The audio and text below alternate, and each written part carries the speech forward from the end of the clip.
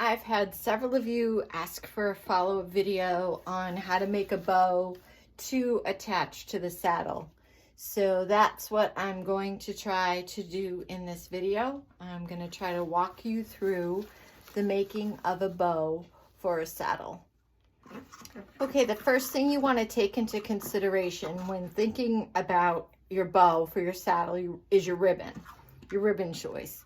I absolutely love this ribbon. I think it would be stunning in a saddle, but there's two things that really don't work for it.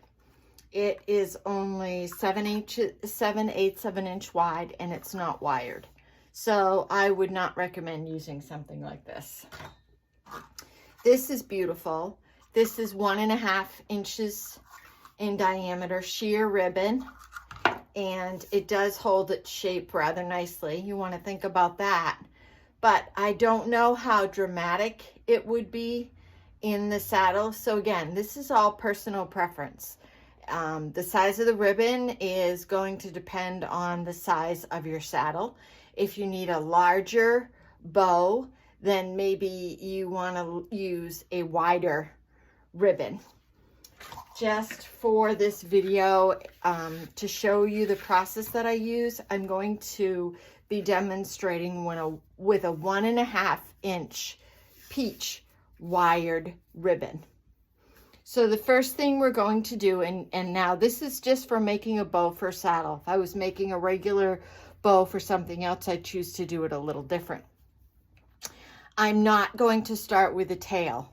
So what I'm going to do is I'm going to start with a loop that is approximately, let me grab my ruler here, approximately 4 inches long. So what that means is I've gone 8.5, because I want to be able to pinch the end in length from my bow.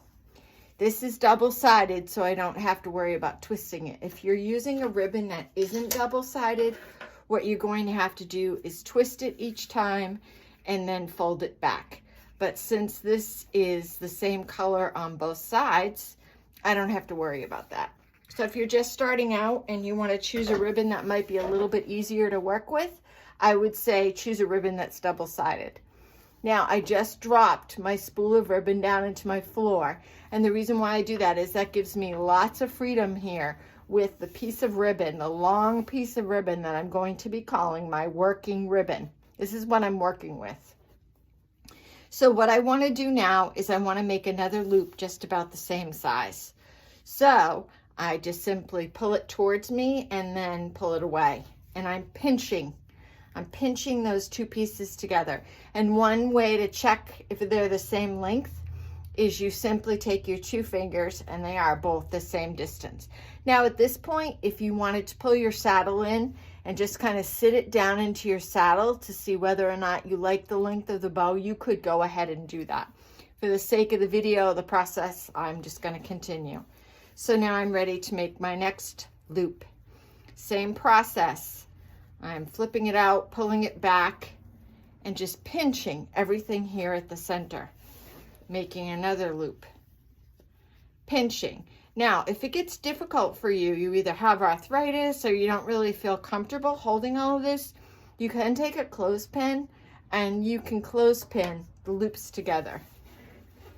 No matter whichever way you try, it's going to take a little bit of practice, so don't get frustrated with yourself. Okay, there's our third loop.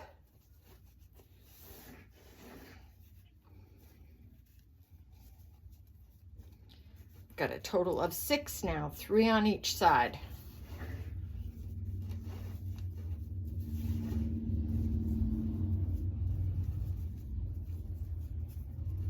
Seven.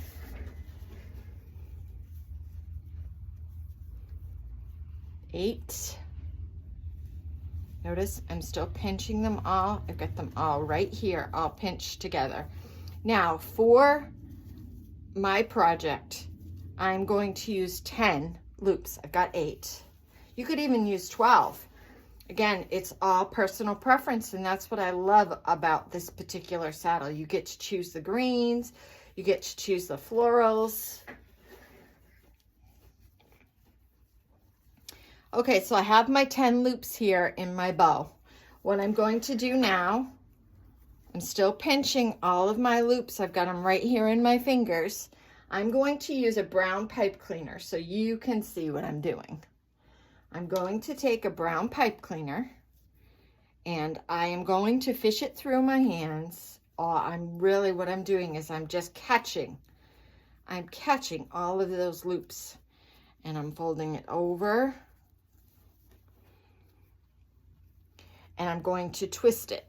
I'm taking it like this and I'm going to twist it really nice and tight to make sure that I have my bow nice and tight. Now this is so tight that I'm pulling on these loops and they're moving to where I want them, but the bow itself is staying. You really want to work with some nice ribbon that holds its shape for a project like this. So you want to consider that when you purchase your ribbon. Okay, let me pull my piece back over. Now, this is going to go right in the center of my saddle. So now what I'm going to do at this point, push that back over out of the way. I'm going to take this and I'm going to take a wooden pick that has a wire attached. You can pick these up at Michael's, Joann's, Hobby Lobby, wherever you get your crafting supplies. I'm going to do two things. The first thing I'm going to do is I'm going to take my pipe cleaner and I'm going to wrap it around the wooden pick.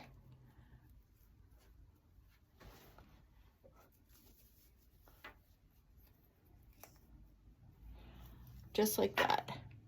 Okay, and then I'm going to take the wire that I have here from the pick and I'm going to go in the opposite direction and I'm going to wrap the wire around the pipe cleaner. Now at this point, because this is going to be hidden once it goes into the foam, the Oasis foam, you're not going to see it. You don't have to put florist tape, but if you have some florist tape and you want to do that,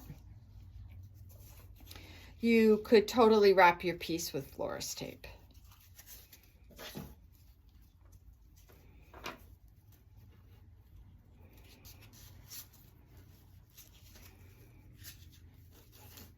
Which it's hard to do if you've got your ribbon still attached, which I haven't cut my ribbon off yet.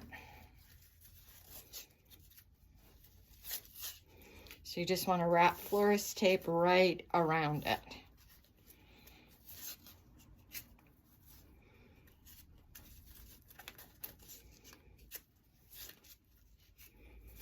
Like I said, if you want to skip this step and just do glue, you could do that as well. This isn't even going to be shown.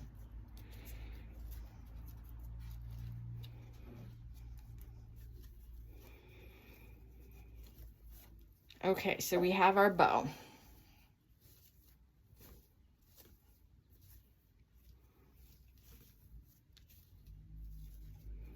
Now we're going to pull our Oasis back over.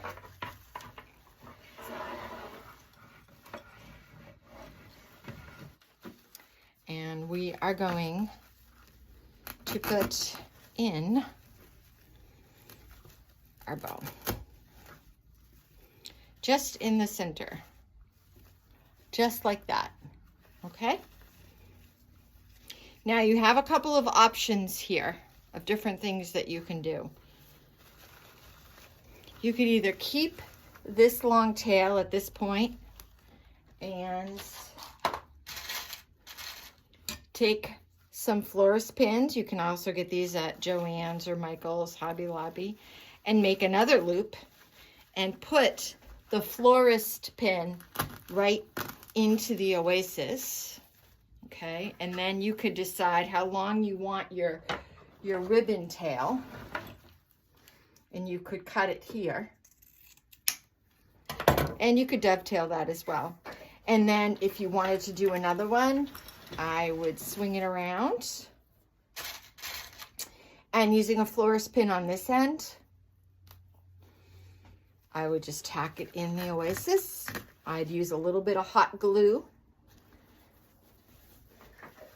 I'd make another loop.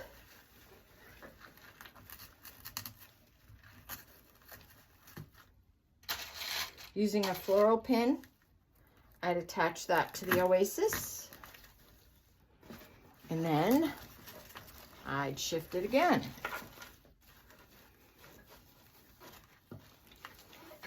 I'd make another loop, and I would attach it over here. So see, we're actually growing the 10 loop bow to now, I believe it's 12. We're up to 12 right now.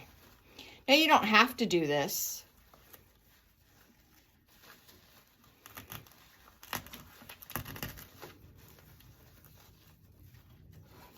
And then you could cut this ribbon right here.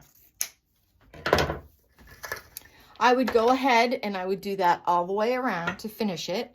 And then I would take whatever other florals you're going to use. Let me see what I have here. And I would simply bring those in and continue to work on the bow. Now, another thing that I would suggest, just because of the weather, when the saddle is out at the gravesite, you could take some more floral pins and secure these bows down in other spots in the oasis as you continue to build your design, so that you know that the bow's not going anywhere, that it's going to stay put in the wind and in the weather. These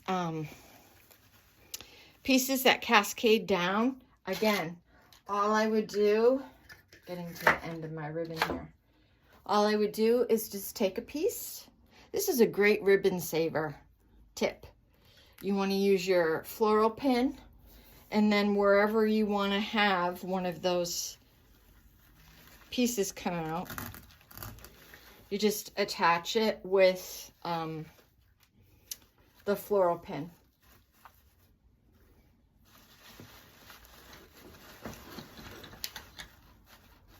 I want to thank you all so much for your kind comments about this particular tutorial. It's been very popular. And I'm just so glad that I was able to come up with something that provided you with a way to bless a loved one or make something special for someone that you wanted to remember, whether it would be for a friend of the family or maybe you made it for someone else to put at a gravesite. Any other questions, please don't hesitate to leave a comment. I'll be sure to check.